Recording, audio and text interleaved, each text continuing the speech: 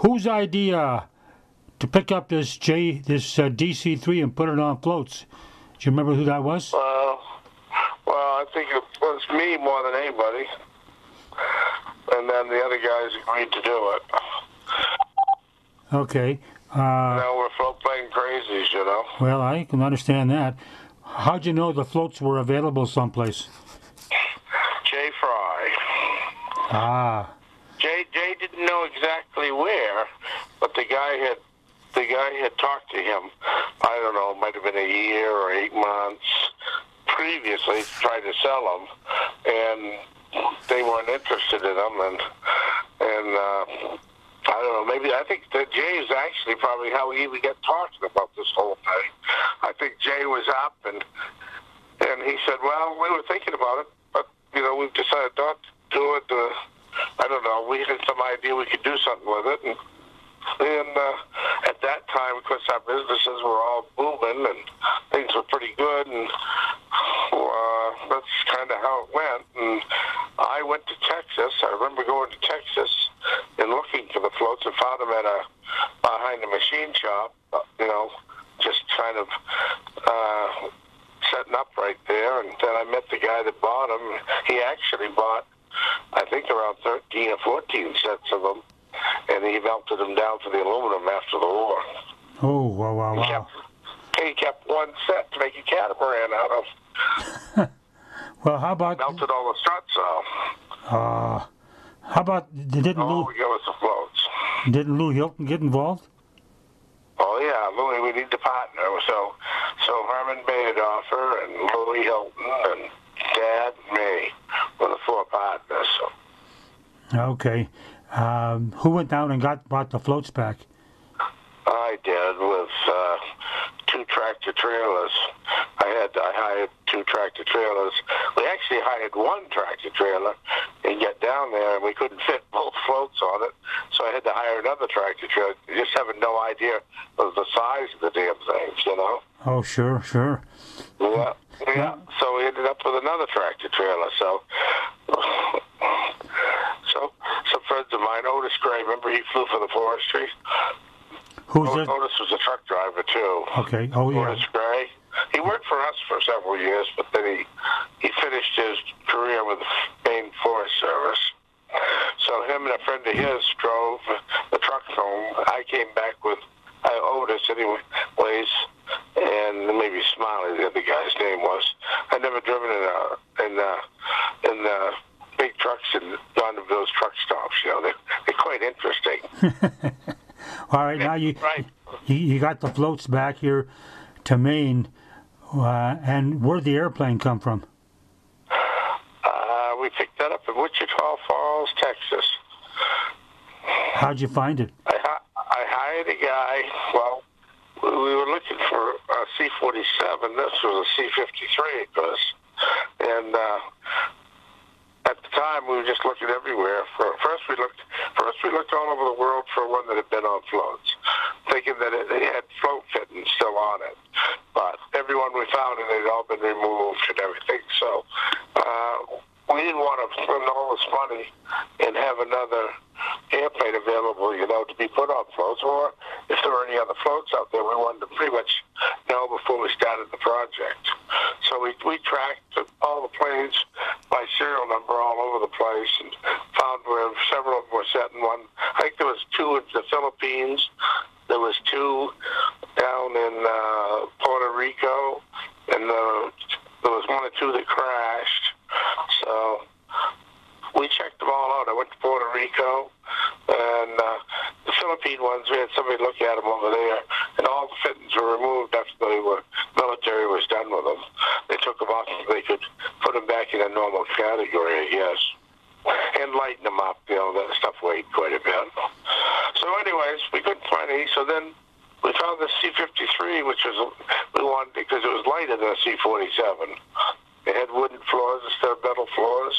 Didn't have a cargo door, just had a crew door. So that's why we picked that one, basically.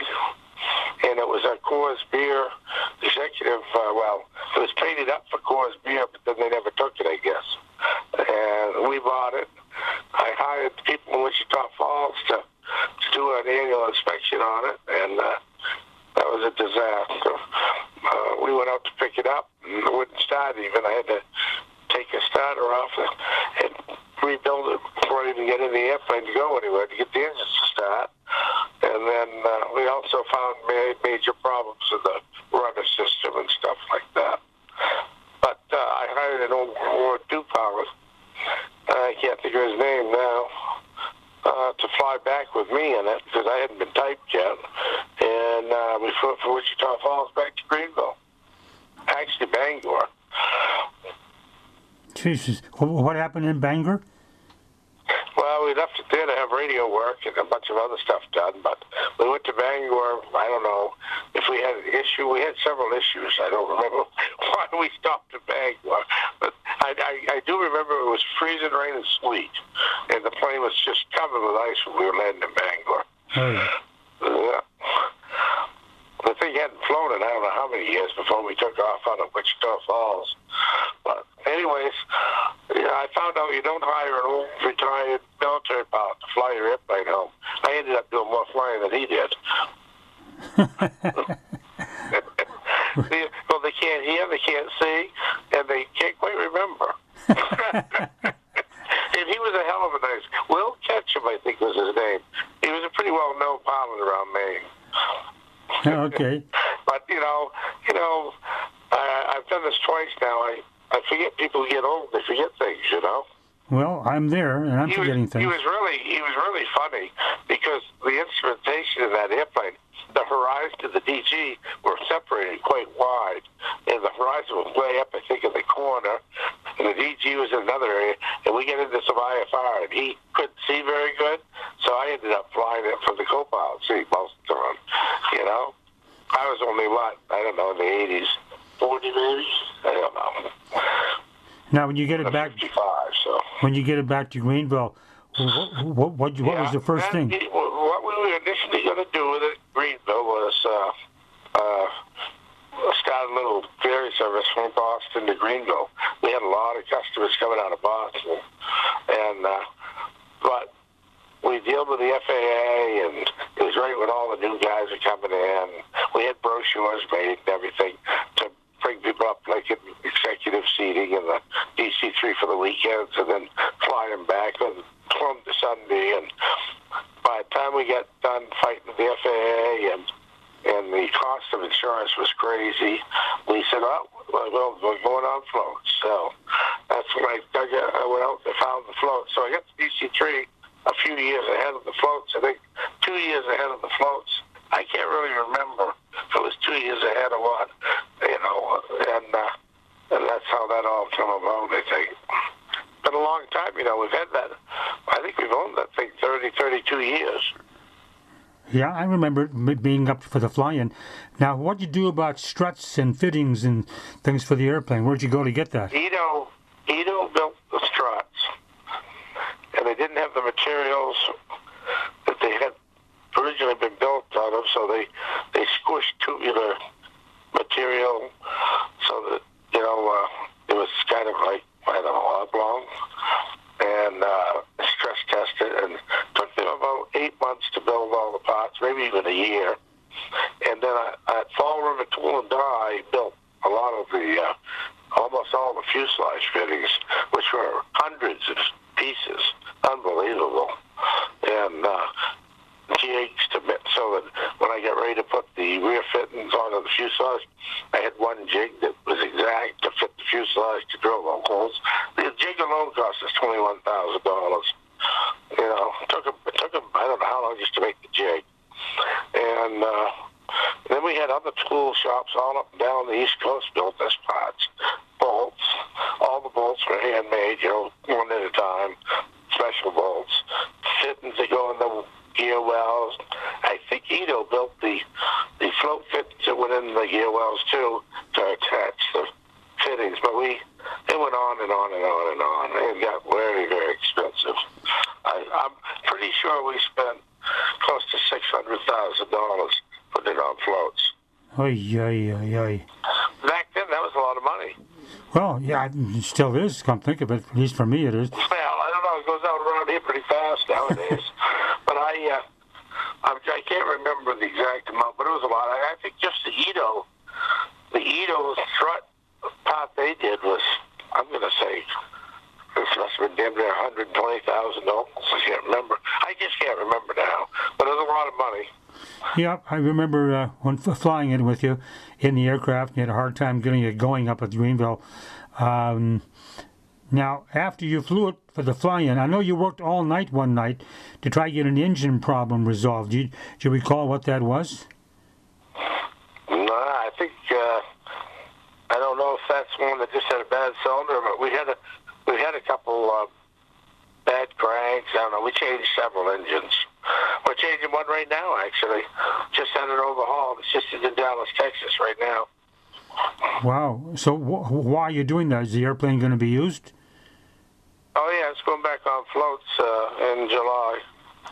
Wow. Is there, are the floats repaired from Yes. some damage? Yep. It's all done. Now, talk to me. Didn't you fly this down to Sun and Fun or something in Florida? Oh, 2 or 3 times. Yeah. I've flown it to Florida on floats at least 3 times.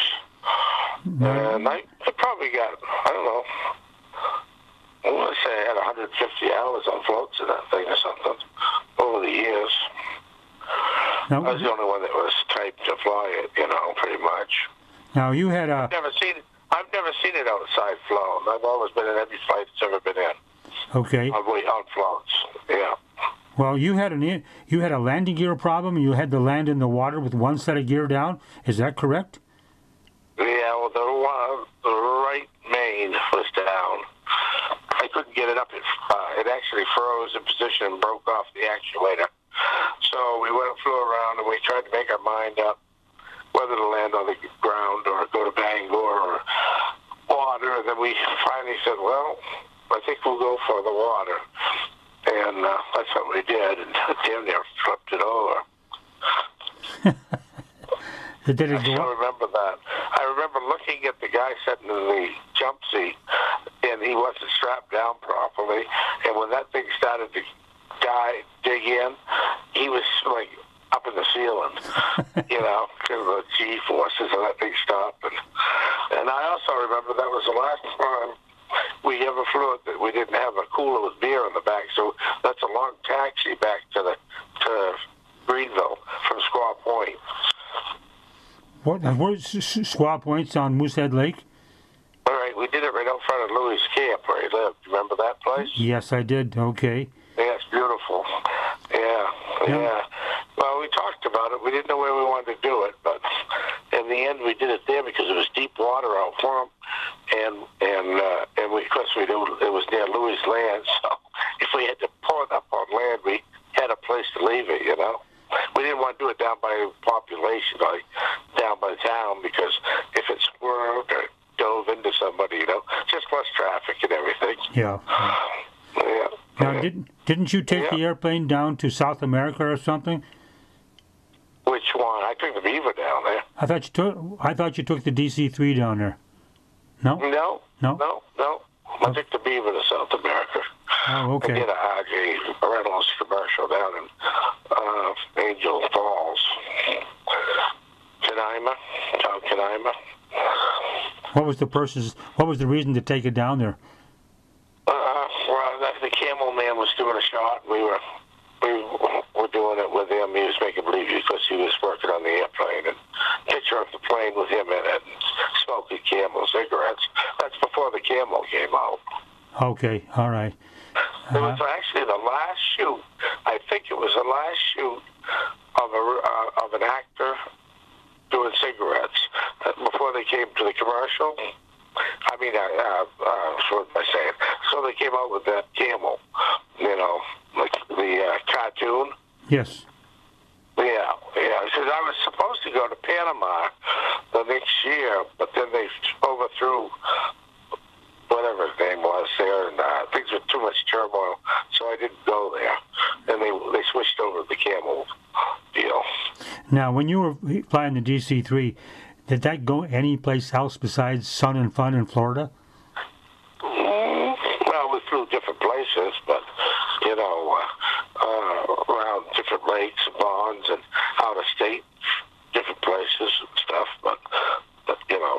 Did you ever think about bringing it to the Oshkosh Air Show then? You know, we were so busy during the summer months, we've never been able to get away. That was right at our peak season, and so we never could get away, you know. Yeah, yeah. Whenever we went anywhere, it was in the fall. Was any other interesting experiences flying this DC-3 on floats? I don't know. It flew pretty good. It was always fun. We didn't have any big problems that I ever remember on the airplane. It didn't even leak. The floats were tight as they could be. You know, I don't remember anything except engine problems. You know, if it flew every day, it wouldn't have had them, but we sat sometimes for a week or two before it flew, you know. Okay, now the airplanes... now we got bigger engines, you know. We got the biggest engines we can put in it now. They're 1820-76Ds, and so now we have 1425 aside. So we get a lot of horsepower now, and we can pull out of the water pretty fast. Okay, now you overhauled the props too. Are they in the process of being worked on? They're going to go out. We're just finishing the engine right now. It's done, and we got a couple people talking about purchasing it. One guy is supposed to come back in March and make a deal with us. So we don't know what's going to happen right now. He's the one I'm mostly interested in because he wants to use it privately and tour around the United States with his family. But whether he'll come through or not, I don't know that. Now, he's going to buy the floats and the airplane, or just the plane? Oh, no, the floats. He wants it on floats. Okay, the whole package.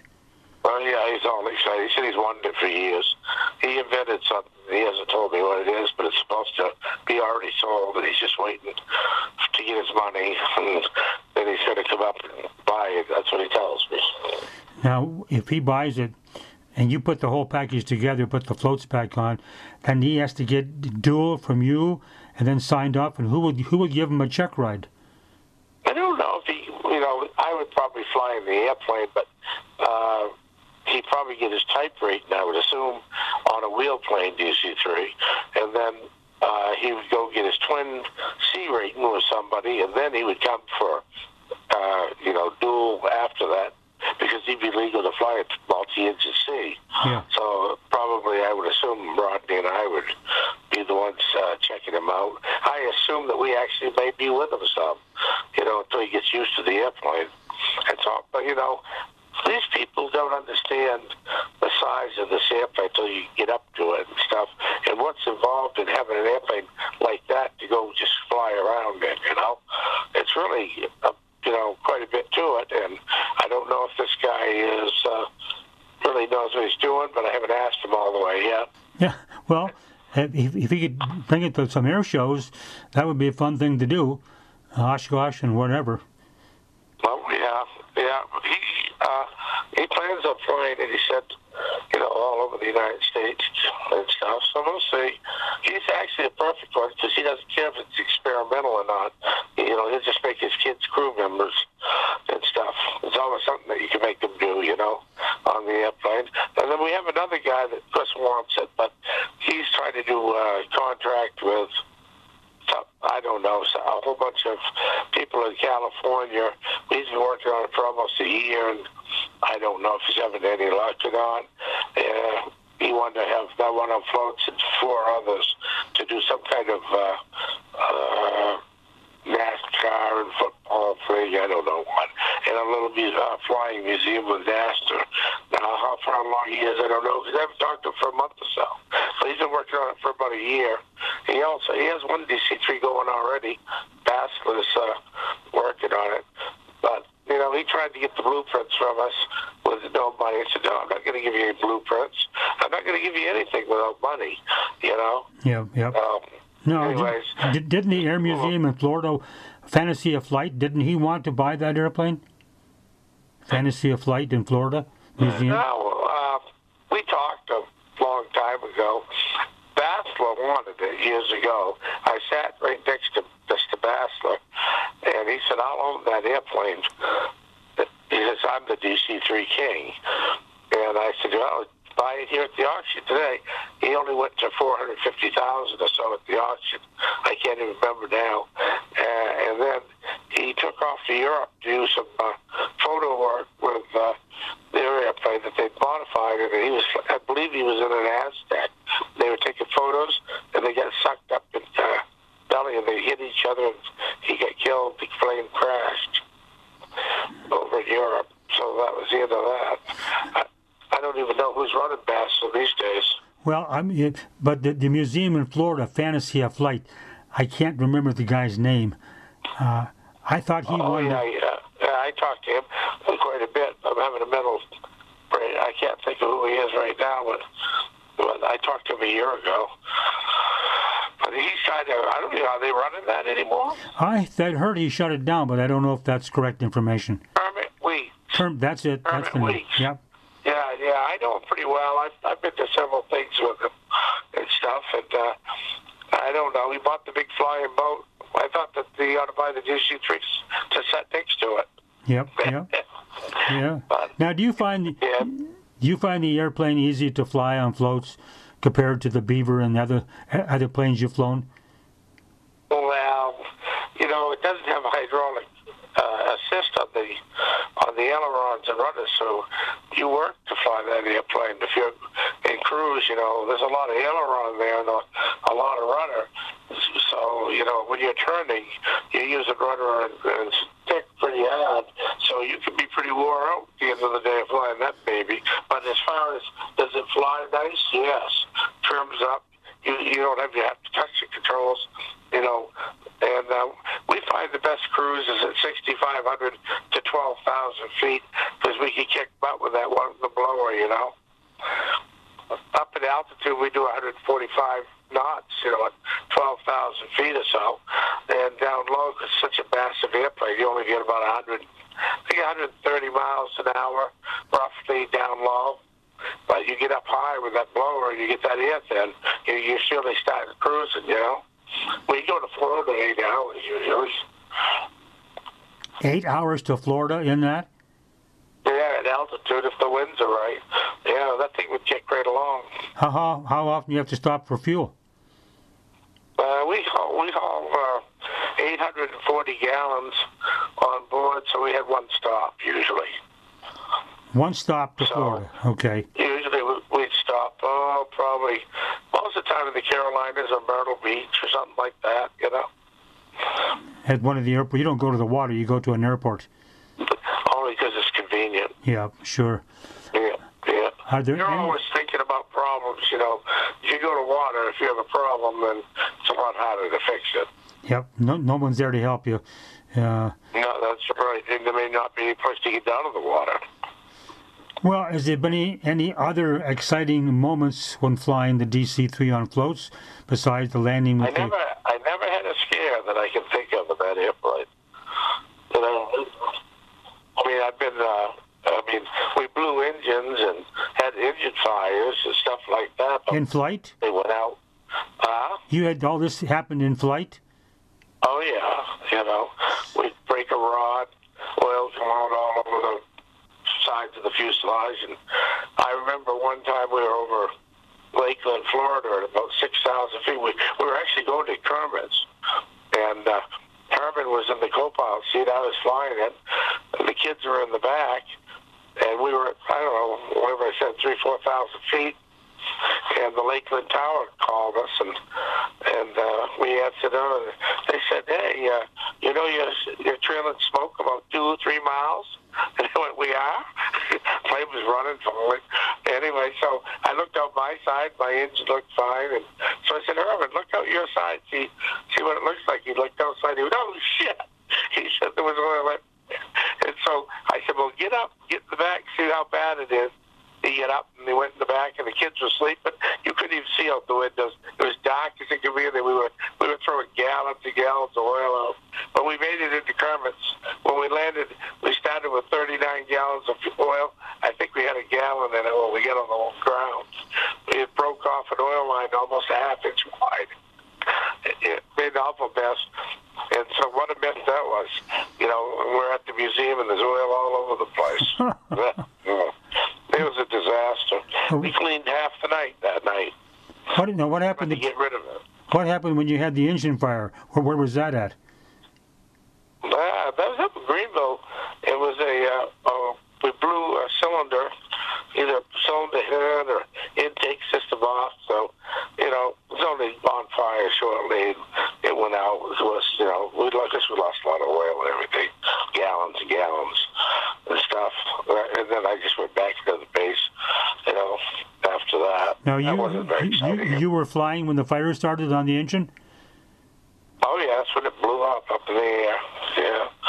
How far? Lost oil pressure, then it just kind of seized, and it got really hot before it seized, and, you know, yeah, but it didn't burn by anything. Oh, that's stainless steel out there pretty well. Okay, now you were close to Greenville, so you could go bring it to brought it to the airport? I think we were almost right over it. We went to the seaplane base. Oh. Yeah, we went right into the seaplane base, and we had to replace the whole engine. Yeah. Now, is that hard to fly on one engine? Actually, no. That airplane flies good on one engine. Yeah, I did a lot of testing on that, and I don't know. At gross weight, we could fly on one engine pretty good at 6,000 feet. You know, so it went down low, it flew good too, but we could maintain altitude. I can't remember the speed now. It wasn't a speed demon, but I think it did 100 on one engine. Now, the engine blowing up and the engine fire are the only two incidents that happened to you? Well, the wheel. And the wheel. The wheel and the float. Now, that's about it. Now, the tires on that plane are the same as the Catalina? The main tires are. Yeah. Front ones are S and J. So they're easy to get then if you had to. Yeah, we've replaced them a couple times. Yeah. What happened to the tires? We put all new tires on it when we rebuilt them, you know. What was wrong with the tires you had to replace them? You just wear them out on the runway? Oh, yeah. Well, the ones that were on originally were 40, 50 years old. Yeah. And so we changed them before we redid it. And then the other ones, the main ones were, you know, if you hit the brakes a little too much. And so, you know, and then when we had the incident, what happened to me, I forgot about this one. The only one I came close to killing myself was on my last flight in it. We had where was I? We went to Freiburg. We broke an oil line over there. And we didn't. Our propeller seal blew out, so we had oil everywhere on the left engine. So we left it there for a couple of weeks, and we got the parts in, and Rodney and I went over to fix it. Well, we pulled the prop off, and we re-engaged it. Well, we missed it. We didn't know it at the time, but we missed it by one tooth. And so when I got running it up and everything, it ran up fine and everything. And when I went to taxi, I thought the brake was stuck because it would taxi unless I put quite a bit of power on. Well, come to find out, which I didn't know at this time. So I went down to the end of the runway. Anyways, I took off. Everything was fine, flew good. Came back to Greenville, and then on final for 3-2 at about 600 feet, I'm on final at about 90 miles an hour. I bring the power back, and all of a sudden I'm going right straight in a dive to the left for Stan Wilt's bond, and I hit full throttle, and it came back, and the governor re-engaged. I didn't know what was going on at the time, but when the governor re-engaged, it brought the propeller out of beta into the right pitch, so that both engines were at the right pitch. Well, I went up, then it came back on. I don't know what that was. Pulled the power back in, and next thing I know, break the dive. Left hand stall, 90-degree turn instantly. So I went full throttle and basically crashed onto the runway, right dead center, just shit locked, and slid down the runway to a stop. At that time, I still didn't know what was causing the problem. Everything happens fast when you're that low. So once I come to a stop, I got out, and I was walking down the runway, still shaking my head, trying to figure out what the hell happened. And then we came back to the airplane, Rodney and I, and we were looking at the propeller, and they have little red lines that show you where your pitch is supposed to be. And I went, oh, look at that. You know, we missed it by a tooth, maybe two. And so one prop was going into Beta when the governor let go, and the other one was staying on. So, you know, it just yanks you right around. Anyways, no damage to the airplane, but damage to the float.